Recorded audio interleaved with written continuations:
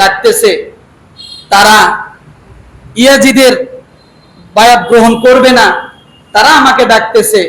আর যেহেতু হোসেন রাদিয়াল্লাহু আনহু ওনারা আগেই কুফার মধ্যে ছিলেন, আলী রাদিয়াল্লাহু আনহু যেহেতু রাজধানী কুফায় বানিয়েছিলেন, কথা বলছিলাম না আগে যে ইরাকের মধ্যে বানিয়েছিলেন, ওনারা সপরিবারে আগে ছিলেন, তাদের পূর্বের একটা পরিচিত আছে।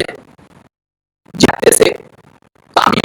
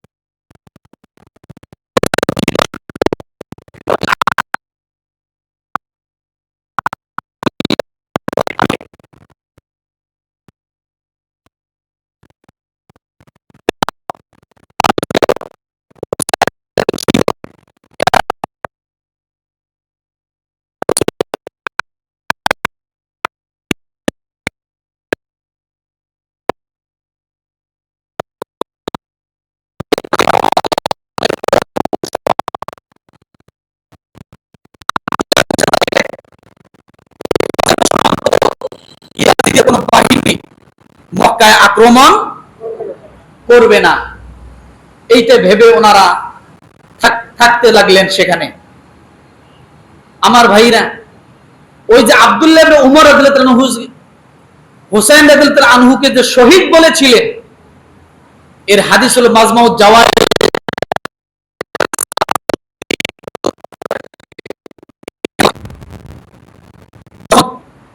ওনারা চলে গেলেন, মক্কায় অবস্থান করতে লাগলেন, কোনোভাবেই কাজ হচ্ছে না।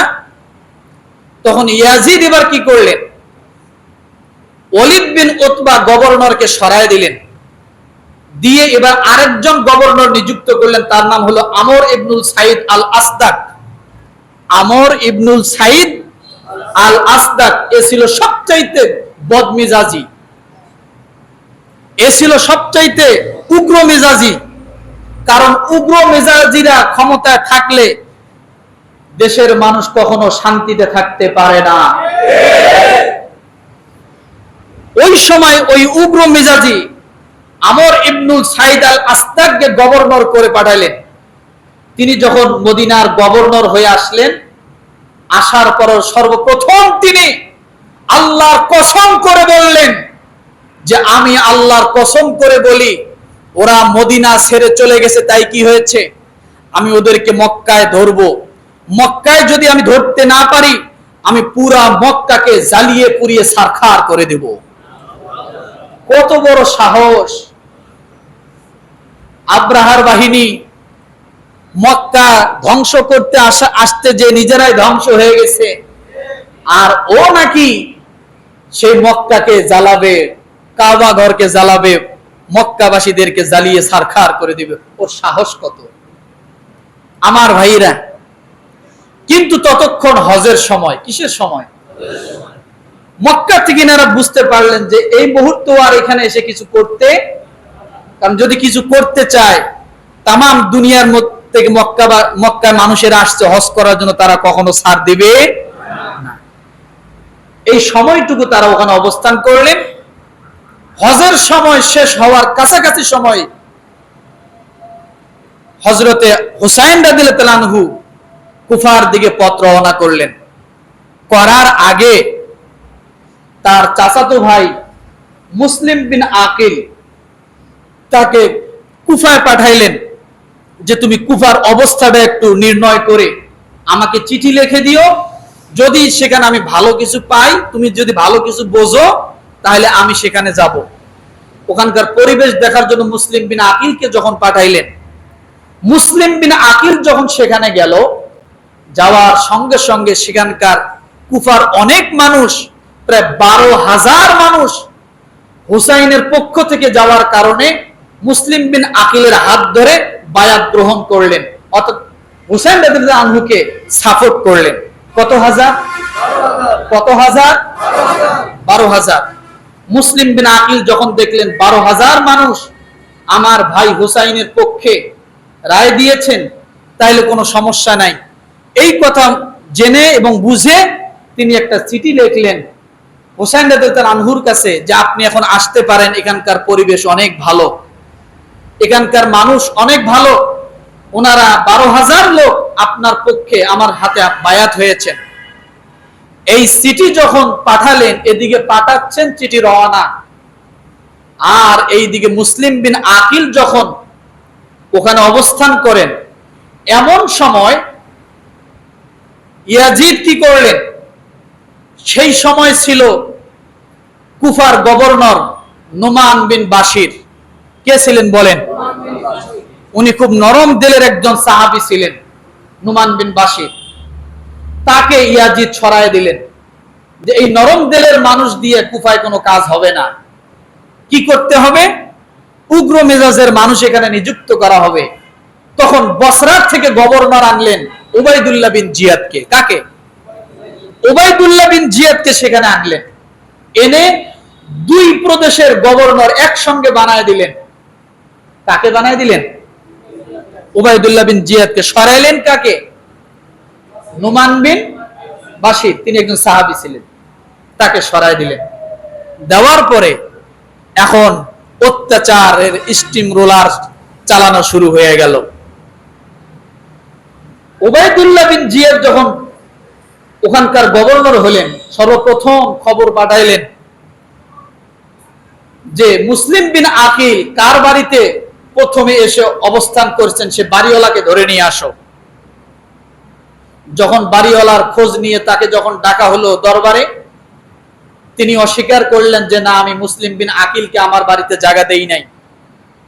কারণ ওই ব্যক্তি আহলে বায়াতের উপর ভালোবাসা ছিল, রাসূলের সাহাবীদের উপর ভালোবাসা ছিল, বিদায় মুসলিম বিন আকিলকে কি করেছে? জায়গা দিয়েছে। তখন ওই ব্যক্তির উপর অত্যাচার শুরু করে দিল যে তুমি স্বীকার করবে না, তোমাকে স্বীকার করায় ছাড়বো। এই কথা যখন বললেন, বলার পরে মুসলিম বিন আকিল দেখতেছে যে আমাকে জায়গা দেওয়ার কারণে, আমাকে কি এখানে থাকতে দেওয়ার কারণে আমার বাড়িওয়ালা, আমার মেজবানকে এত অত্যাচার করতেছে।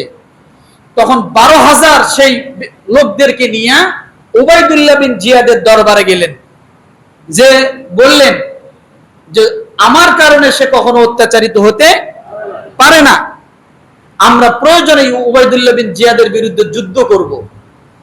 সাথে কতজন লোক? 12,000 লোক। যত আস্তে আস্তে রাজদরবারের দিকে আগায়, তত পিছন দিক থেকে কি বরফের মতো আস্তে আস্তে কমে যায়, আস্তে আস্তে কমে যায়, আস্তে আস্তে কি কমে। শুরু কত? 12,000। এই পর্যায়ে চলতে চলতে যখন গভর্নরের দরবার পর্যন্ত গেলেন, তখন মাত্র 40 থেকে 50 জন কুফাবাসী ছিল। কত? এখন দরবারে ঢুকলো কতজন? তাহলে এরা কি গাদ্দারি করলো না? মুনাফিকি করলো না? করছে কি করে নাই? এই 40 জন লোক নিয়ে উবাইদুল্লাহ বিন জিয়াদের বিপক্ষে যুদ্ধ শুরু করে দিল। পর্যায়ক্রমে আস্তে আস্তে যখন তারা শহীদ হতে লাগলো, মুসলিম বিন আকিল সেখান থেকে পলায়ন করে মদিনার দিকে যখন পথ রওনা করলেন, এক বুড়ির বাড়িতে তিনি ওই সময় আত্মরক্ষার জন্য সেই বুড়ির বাড়িতে অবস্থান করলেন। বুড়ি তাকে জায়গা দিয়েছে। সমস্যা হলো বুড়ির ছেলে। বুড়ির ছেলে ছিল উবাইদুল্লাহ বিন জিয়াদের চামচা। কারণ আজকে তো চামচাদের সমস্যা, বাঁশের চেয়ে কঞ্চির জোর বেশি। এই যত ভেজালের গোড়া হলো সব চামচারা। চামচারা যদি ঠিক থাকতো, দেশ এত সমস্যা থাকতো না। এই ব্যক্তি করলো কি, ওই বুড়ির ছেলে করলো কি, উবাইদুল্লাহ বিন জিয়াদকে জানায় দিল যে মুসলিম বিন আকিল আমার বাড়িতে, একে যদি আমি ধরায় দিতে পারি তাহলে অবশ্যই আমাকে কোনো পুরস্কার ঘোষণা করছে, পুরস্কার দিবে। ও কি করলো? ধরায় দিল। এবার উবাইদুল্লাহ বিন জিয়াদের লোক সৈন্যবাহিনী পাঠিয়ে এই মুসলিম বিন আকিলকে ধরে নিয়ে যে এরপরে তাকে মারলো, এমনকি ছাদের থেকে তাকে ফালায় দিল, একবারে মেরে ফেললো। এদিকে মনে আছে যে কুফার পরিবেশ ভালো। এই চিঠি পাইয়া তো হুসাইন রাদিয়াল্লাহু আনহু পত্র রওনা করছেন। যখন একেবারে নিকটবর্তী আসছেন, আসার পরে কিছু লোক বলল যে আপনার ভাই তো নাই, তাকে মেরে ফেলা হয়েছে। এত কিছু তো আর উনি জানে না। যখন উনি বর্ডার কাছাকাছি আসছেন তখন উনাকে জানানো হলো। উনি জানার পরে যখন আবার ফিরে আসবেন, যে যেহেতু সমস্যা, নারী পুরুষ এতগুলো বাচ্চা নিয়ে সেখানে যাওয়াটা ঠিক হবে না, তখন ওই মুসলিম বিন আকিলের আরো কিছু ভাই এই হুসাইন রাদিয়াল্লাহু আনহুর কাফেলায় ছিল। ডাক দিয়ে বলতেছে, ভাই আজকে যদি সে তোমার ভাই হতো তুমি তো ফিরে যেতে না, আমার ভাই মারা গিয়েছে, এর বদলা আমরা নিবই, আমরা ফিরে যাব না। হুসাইন রাদিয়াল্লাহু আনহু দেখলেন যে এটা সমস্যা, ফিরে গেলে সমস্যা। উনি আবার সামনের দিকে পথ রওনা করলেন। এরপরে ওই বর্ডার থেকে উনাকে কারবালার প্রান্তরে নিয়ে যাওয়া হলো। সময় কম, আমি শেষ করে দিচ্ছি। সেটা হলো, এই কারবালার প্রান্তরে নিয়ে যাওয়ার পরে তাকে যখন যুদ্ধের পরিস্থিতি তৈরি করা হলো, এই দিকে ওই যে মুসলিম বিন আকিলকে যে হত্যা করা হয়েছে, ইয়াজিদ এই খবর পাওয়ার পরে উবাইদুল্লাহ বিন জিয়াদকে ধন্যবাদ জানাইছে। তাহলে এবার বলেন, এই হুসাইন রাদিয়াল্লাহু আনহুর শহীদের পিছনে ইয়াজিদ দায়ী আছে না নাই? যদি দায়ী না থাকবে তাহলে বসরার গভর্নরকে কুফার গভর্নর কেন বানাইলো? নুমান বিন বাশিরকে কেন সরায় দিল? আর মুসলিম বিন আকিলকে শহীদ করার পরে তাকে কেন ধন্যবাদ জানালো, বিচার কেন করলো না? তাহলে বোঝা গেল এই হত্যার পিছনে সম্পূর্ণ দায়ীকে ইয়াজিদ। ইয়াজিদকে কখনো ইয়াজিদ এই দায়ী এড়াইতে পারে না। এরপরে রণক্ষেত্র হলো, সেখানে হোসেন রাদিয়াল্লাহু আনহুকে শহীদ করা হলো। এরপরে তার মস্তক নিয়ে উবাইদুল্লাহ বিন জিয়াদ ছুরি দিয়ে খোঁচায় বিভিন্ন কটাক্ষ করা শুরু করলো, লাঞ্ছিত কথাবার্তা বলা শুরু করলো। আপনি জানেন হোসেন রাদিয়াল্লাহু আনহুর চেহারার সঙ্গে আমার রাসূলের চেহারার সরাসরি মিল ছিল। আর সেই চেহারা নিয়ে ব্যঙ্গাত্ম করতে লাগলো উবাইদুল্লাহ বিন জিয়াদ। তার সামনে যখন মাথাটা নিয়ে যাওয়া হলো,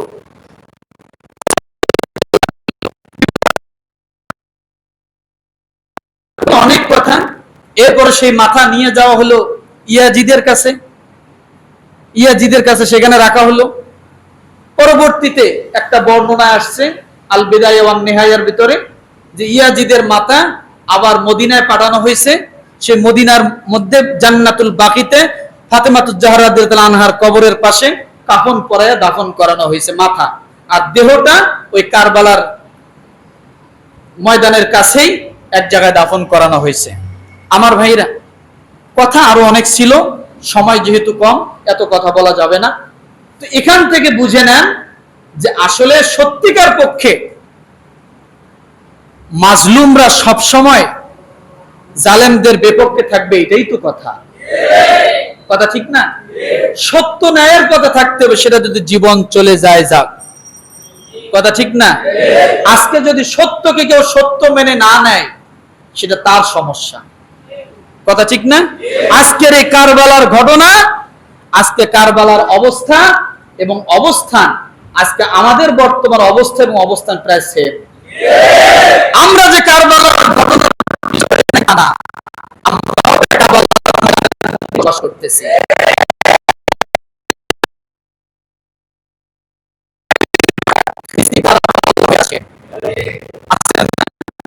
এরকম অনেক জায়গা কারবালায় হয়ে আছে। আমার ভাইরা, এই জন্য বলি